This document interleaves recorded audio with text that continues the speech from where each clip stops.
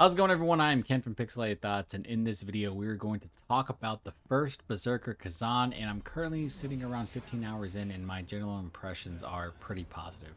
I think the combat, boss fights, and the environments you'll explore are all really solid, while I do have issues with the gear system and the skill system found in the game that can be fairly restrictive as it relates to point distribution. Now, as it pertains to combat, there is surprisingly a lot of depth here. There are 3 weapons to select, and each of these weapons have multiple skill trees. You'll find abilities for both offense and defense, and this allows you to really experiment and find your niche. Each of these weapons feel really good to use, and I recommend that you experiment early on because as you progress through the game, you'll notice that respeccing to a different weapon can be an absolute pain. And let's talk about that for a second. I'm currently maining the spear. It's what you're going to see in all the footage that I've captured so far, and as I've made my way through the game, I think I've become pretty proficient. And what I thought was a system that would allow the player to accrue points for all the weapons as you went along, because the more you fight and engage with enemies, you're going to gain experience, then eventually you'll earn skill points. I thought that these points would show up for all weapons, meaning if I switch to a weapon tree menu and I'm just kind of going through it, I would see all of the points I've accrued so far, and that won't change in the top right, except for whatever skill tree I'm currently active in, so for the spear. And then what I learned is that that's not true. Once you've allocated points to a weapon tree, you have to refund all of the skill points to apply them to a new weapon. I find this to be an oddly restrictive system, and I don't understand why it's implemented this way.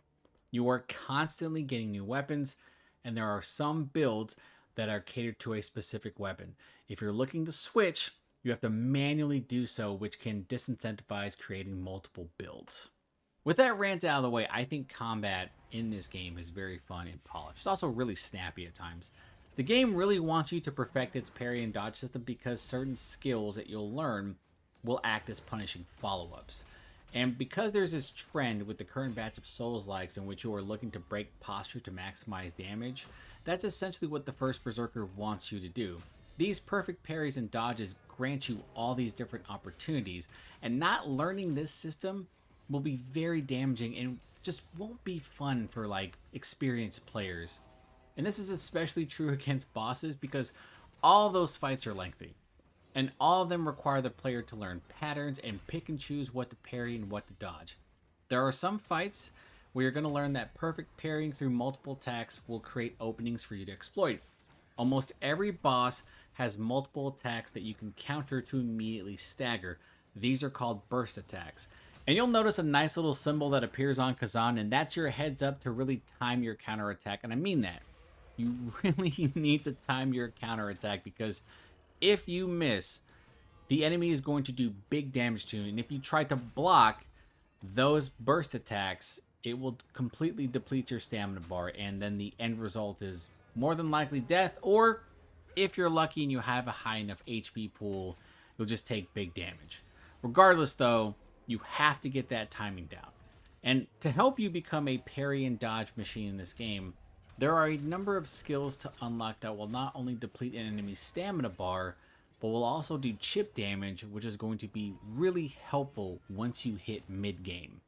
At that point, the First Berserker really expects you to be adept with its systems. Bosses become far more aggressive, and it can be incredibly overwhelming watching a boss swing 7 to 8 times while also delaying some of its attacks. My rule of thumb with Souls-like bosses is that the first few attempts are all about learning patterns and strings.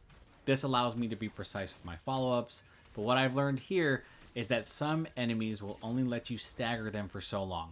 If you get too greedy, they're going to immediately launch a counterattack, and if you fail to dodge or parry, you might deplete your stamina and become exhausted on the next hit, and this will more than likely lead to your death.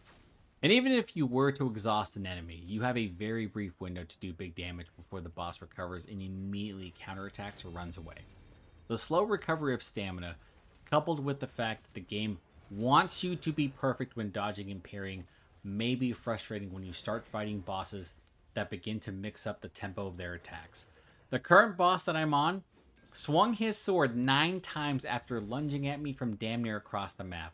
This was almost a completely different fight from the first phase, which I can easily get through, but here I'm getting my ass handed to me, and I was pretty surprised at this difficulty spike. I'm not saying that this fight is unfair, but when this game gave you an option to select the difficulty after the first main level, I wasn't expecting the game to be as punishing as it is, but I am having a really good time with these bosses. Now you're also rewarded for trying, as you are given experience for attempting these fights, and I see that as both a positive and a negative. It just depends on your perspective. The developers knew you were going to struggle with this boss and wanted to grant you experience points to help you out until you won. For some people, these are pity experience points, and maybe you are being quietly mocked because you ultimately gained 8 levels to beat a boss, but the joke's on them because it makes the next level easier. Now, as it pertains to these levels and the environments you'll find yourself in, I like them for the most part. They're structured in a way to incentivize exploration, but are not long enough to frustrate you and deter you from the best part of the game, which are the boss fights. I believe most levels can be completed in under an hour, even when being thorough. Just watch out for traps and enemies that will yeet you off an edge. Love that. I enjoy the fact that there are numerous shortcuts and that these environments provide clear paths forward. This is not what I would consider a puzzle Soul-like in which you might get lost in the environment. You are constantly being pushed in the right direction, which I really appreciate. Why spend hours struggling through these environments when you can do that with the bosses? The only downside is that the visual filter the game uses can make things look a little bit too dark and washed. It can really make this game look ugly when I think it looks pretty good. Also, I wish that there were better enemy diversity because you're going to fight a ton of spiders and dogs. And that spider boss fight, by the way, that's the stuff of nightmares because you are up close and personal. So good luck with that because I have footage later on. Now you will also encounter skeletons that can regenerate, which I guess is fine, but it can be pretty annoying when you're fighting a group of them and then one revives because you're trying not to get swarmed. You can think of this as an impromptu horde mode if you're the positive type. I'm not. It just gets annoying after a while, but that's just me. Now, I mentioned that while my general impressions are positive, the game does have some rough edges, and I've mentioned the skill system earlier in the video, but here I want to talk about the gear system. As it pertains to armor, the system itself, it's fine. It's nothing out of the ordinary. Pretty much you just have your standard gear sets and different upgrades. But weapons are directly tied to your stats. For example, the spear scales on proficiency and willpower. So if you want to be a spear main, that's what you should focus on. But there are two problems. One minor, mostly just annoying to me, and the other is annoying. We'll start with the annoying part because unlike the skill system, which you can respec for free, you can only respec stats if you have a specific consumable. It's an odd design choice, and like locking skill points to one weapon tree instead of sharing points across the entire system, this disincentivizes players from creating different builds. In fact, it disincentivizes you from experimenting at all. Personally, I would rather pay to respec, and that would make sense to me because you earn a lot of money and just by playing the game. It feels like spending money would be the easy choice. I'd rather spend 10,000 gold on respecing stats, but instead, it's a rare consumable. Now, this wouldn't be too big of an issue if weapons didn't scale with your stats, but they do. Also, and this is the minor complaint that I have, and it's just personal to me, you may find a weapon early on that scales really well with your respected stats, but its rarity is low. And this makes any new weapon you find, which there are going to be many, you're going to find so many different chests, so many different drops off enemies. You're going to pick them up, you're going to immediately go to the menu like I did, and you're going to notice and say to yourself, that's not worth it. I have used the same spear from the demo, and that's insane because I'm finding other rare weapons that have these passive skills that I think will help me do a little bit more damage, but the actual total damage is much lower. Makes no sense. And I don't think I've ever seen that before. So even when I'm trying to craft weapons, which takes a little bit to get to, so when you get that unlock and you're crafting weapons, I've noticed that even with a rare weapon, it's not as strong as the weapon I have currently. And I have done enough damage to bosses and enemies and gone through all these different areas where I was just like, this is a weird system. And I'm hoping that this gets fixed because right now, that spear is not leaving my hands and you'll have to pry it from my cold, dead body. And I die a lot, so that's actually saying something. Overall, I'm really enjoying my time with the First Berserker, and while I wish the skill system and loot system were a little bit more friendly, I think what's here is pretty good. I spent a lot of time thinking about what Souls-like this really reminds me of, and for some reason, I keep going back to Neo, primarily because I felt like Neo wasn't kind of this puzzle environmentally, and also the boss fights were so unique and so difficult at the same time. They had really good human boss fights, and I really loved the combat of Neo. I felt like there was a lot of good depth there, and I feel like that's the same here. I also like the fact that they reuse the levels and certain side quests, just like Neo does, and there you fight different variations of bosses, which I'm a big fan of. The combat found here is just so good, and I want to really emphasize how good these boss fights are, especially the human boss fights, because to me, these can really suck in some games, but here, they're surprisingly epic, and even if they don't look intimidating at first glance, those second phases can be really surprising, especially given the speed of their attacks.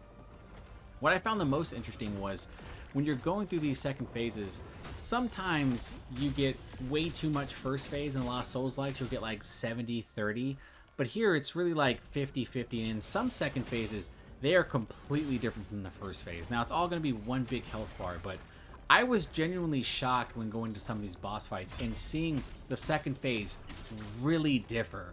And watching a boss become hyper aggressive in that second phase is really jarring, because now you have to really lock in when you're getting into these fights. And it's one of those things where you're not really in the second half of that life bar. You're kind of in that first third still, so the fight becomes that much more difficult. And for whatever reason, the developers are like, let's just take the kid gloves off and let's just see how people acclimate to this. But I was just having a really good time with all these fights so far.